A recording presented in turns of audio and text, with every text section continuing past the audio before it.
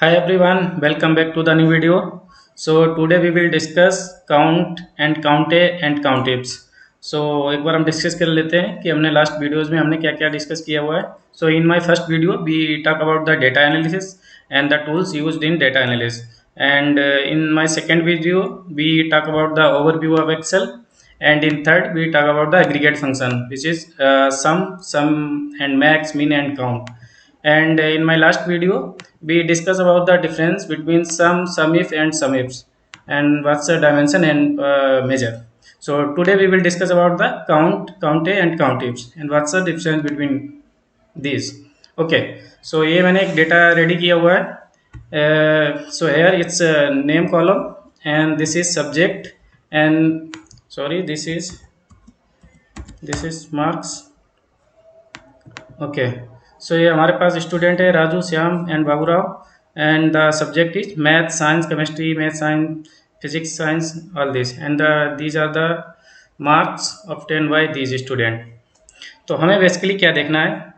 हमें देखना है कि count A and count tips, इनके क्या फंक्शन होते हैं. तो सिंपली मैंने अपने लास्ट वीडियो में बताया था कि काउंट क्या करता है. काउंट बेसिकली क्या करता है, आपको सिंपली काउंट करके बताता रहता है कि इस रिकॉर्ड में टोटल नंबर ऑफ काउंट कितना है, मतलब टोटल कितनी गिनती है. इस तरह की, जैसे अगर मुझे यहाँ पे निकालना है इक्वल का sign, COUNT count.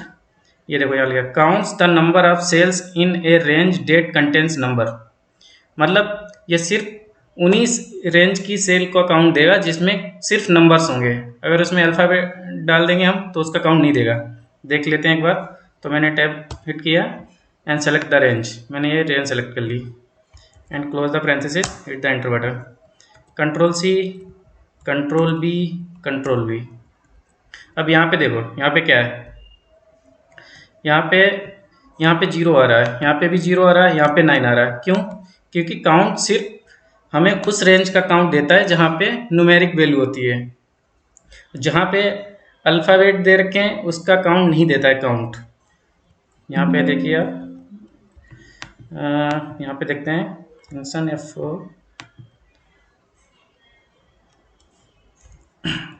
F2 press किया मैंने, फंक्शन F2. तो इससे हमें पता चलता है हमारी कौन सी रेंज सेलेक्ट की हुई है. सेम अब हम देखते हैं काउंट ए के लिए. काउंट ए क्या करता है हमारे पास, इक्वल साइन काउंट ए पे गए. ये क्या लिखा है यहाँ पे देखिए, counts the number of cells in a range that are not empty. मतलब कि ये सब कुछ काउंट करके देगा, सिर्फ वो सेल एम्प्टी नहीं होनी चाहिए. कैसे? यहाँ पे काउंट ए किया, अब मैंने एक रेंज सेलेक्ट कर ली यहाँ से यहाँ तक और close the parenthesis, control-C, control V, कंट्रोल-V. यहाँ पे देखो आप, काउंट ने यहाँ पे 0 दिया था बट इसने 9 दिया है. 9 रिकॉर्ड कौन से हैं? 1 2 3 4 5 6 7, ये वाला 8 9. मतलब इसने इसको इग्नोर मार दिया क्योंकि यहाँ पे ब्लैंक था. तो काउंट क्या करता है, only count cells containing number. जहाँ पे नंबर होंगे सिर्फ उनका काउंट देगा. एंड काउंट ए क्या करेगा, counts all cells that are not empty. मतलब वो खाली नहीं होने चाहिए, वहाँ पे कुछ न कुछ होना चाहिए, उसका काउंट देगा. सपोज यहाँ पे मेरे पास क्या था, यहाँ पे एम्प्टी पड़ी हुई सेल, मैंने यहाँ पे कुछ भी डाल दिया, 1 डाल दिया एंड एंटर कर दिया. अब आप देखो, काउंट ने पूरे यहाँ से यहाँ तक गया, इसने देखा कि कहाँ पे न्यूमेरिक वैल्यू है. इसको सिर्फ एक ही न्यूमेरिक वैल्यू यहाँ पे मिली और इसने उसको काउंट दे दिया कि 1 न्यूमेरिक वैल्यू है. तो काउंट ए ने क्या किया, काउंट यहाँ से यहाँ तक गया, इसने देखा कि एम्प्टी सेल कौन सी है, इसको कोई सी नहीं मिली, तो उसने एम्प्टी को जोड़ के बाकी सारी जितनी भी सेल थी उनका सबका काउंट दे दिया. सेम यहाँ पे आप यहाँ पे कुछ भी प्लेस कर दो, 6 7 65 कुछ भी कर दो. यहाँ पे इसने सेम वही किया, से काउंट यहाँ से यहाँ तक गया, इसने काउंट किया न्यूमेरिक वैल्यू कौन सी है, इसको 1 ही न्यूमेरिक वैल्यू मिली यहाँ पे. और ये यहाँ से यहाँ तक गया, इसने सारा देखा कि रेंज में कोई एम्प्टी सेल तो नहीं है, इसको नहीं मिली, तो इसने बहुत सारी सेल को काउंट, रेंज को देखा और उसको काउंट कर दिया. सिंपली यहाँ पे भी है. जैसे अगर मैं यहाँ पे ए लिख देता हूँ तो यहाँ पे देखो, यहाँ पे काउंट ए गया, इसने यहाँ से यहाँ तक की रेंज ली और इसको देखा इसने कहाँ कहाँ न्यूमेरिक है, कहाँ कहाँ नॉन न्यूमेरिक है. तो इसने न्यूमेरिक देखा कि सिर्फ 9 एंट्रीज आ रही हैं तो उनको 9 दे दिया.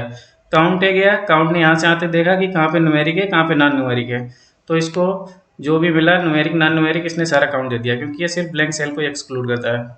तो ये डिफरेंस होता है basically count A and count में। तो जहाँ पे भी आपको अगर रिकॉर्ड्स के काउंट निकालना हो तो आपको अपना डेटा देखोगे वहाँ पे कि आपको क्या इंक्लूड करना है, सिर्फ न्यूमेरिक वैल्यू करनी है या फिर न्यूमेरिक एंड अल्फा न्यूमेरिक दोनों यूज करना है। उसके अकॉर्डिंग आप अपना फंक्शन यूज करना है, काउंट ए करना है या काउंट ए। तो बेसिकली मैंने आपको डिफरेंस बता दिया।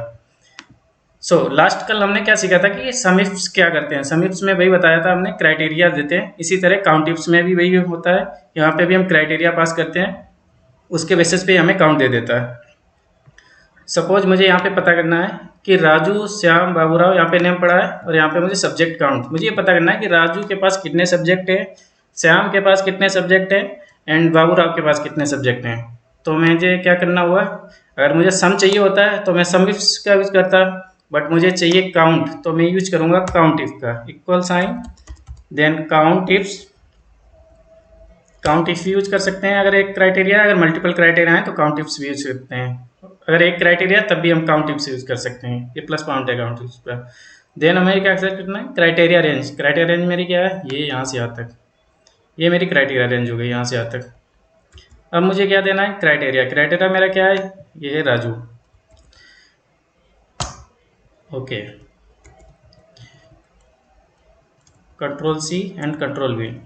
तो इसने मुझे बता दिया कि भाई राजू के पास 4 सब्जेक्ट हैं, श्याम के पास 3 सब्जेक्ट हैं एंड बाबूराव के पास 2 सब्जेक्ट हैं। आप यहाँ से देखो राजू के पास कितने सब्जेक्ट हैं, math, science, chemistry, physics, 4 subject हो गए। श्याम के पास कितने सब्जेक्ट हैं, 3, math, science and physics. And Baburao के पास सिर्फ 2 सब्जेक्ट हैं, साइंस एंड फिजिक्स। ये हमें काउंट निकाल के दे दिया।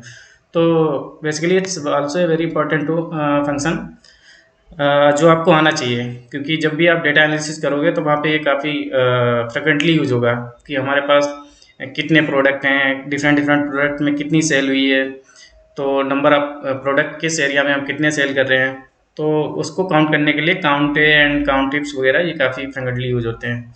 तो ये था आज का लेक्चर।